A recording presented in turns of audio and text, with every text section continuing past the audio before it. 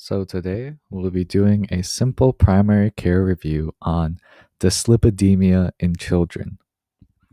Dyslipidemia patients have a high total cholesterol, TC, high low density lipoprotein cholesterol, also known as LDLC, high non-high density lipoprotein cholesterol, known as non-HDLC, high triglycerides, and low HDLC.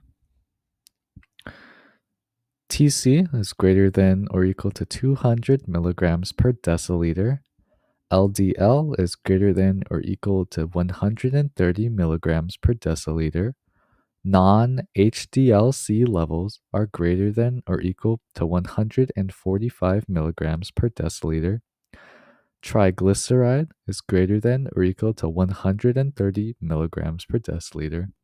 And HDLC is less than 40 milligrams per deciliter.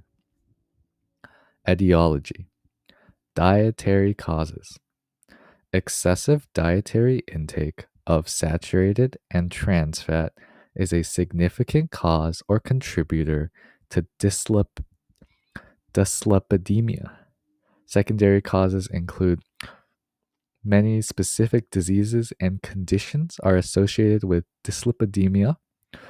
Common secondary causes include obesity, type 2 diabetes mellitus, and nephrotic syndrome. And lastly, genetic causes. Screening. There are 2 routine dyslipidemia screenings for children. The first screening should be between ages 9 and 11 years, and the second between age 17 and 21. They would screen for non-fasting lipid levels. If an initial non-fasting screen is abnormal, a follow-up fasting lipid profile should be obtained. Fasting lipid profile. At least 2 fasting profiles should be used to guide clinical decision-making, including pharmacologic therapy. For patients with borderline lipid results, recommendations for a lifestyle modification should be reinforced as for all children and adolescents. They would repeat testing in 1 year. Patients with abnormal screening results should have confirmatory testing performed. If dyslipidemia is confirmed, they should undergo evaluation for secondary causes of dyslipidemia. Confirmatory testing. 2 fasting lipid profiles obtained on separate occasions 2 weeks to 3 months apart. Counseling regarding dietary and other lifestyle changes should begin with the first abnormal test.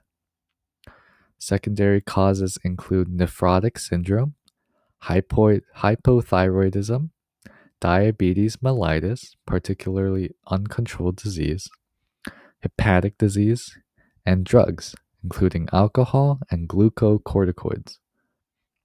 Management. Non-pharmacologic measures include lifestyle changes, dietary modification, physical activity, and weight loss.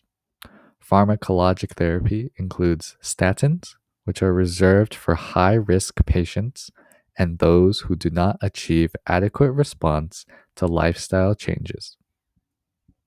For children less than 10 years old with hypercholesterolemia, management consists mainly of lifestyle changes. For patients in the at-risk category and 10 years older, initial management consists of lifestyle changes, and if the LDL-C remains greater than or equal to 160 milligrams per deciliter, you would initiate statin therapy. The treatment target once on statin therapy is LDL-C less than 130 milligrams per deciliter.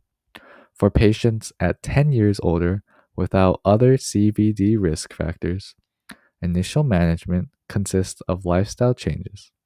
If the LDL-C remains greater than 190 milligrams per deciliter, you would initiate statin therapy. And once again, the treatment target while on statin therapy is an LDLC of less than 130 milligrams per deciliter. Thank you.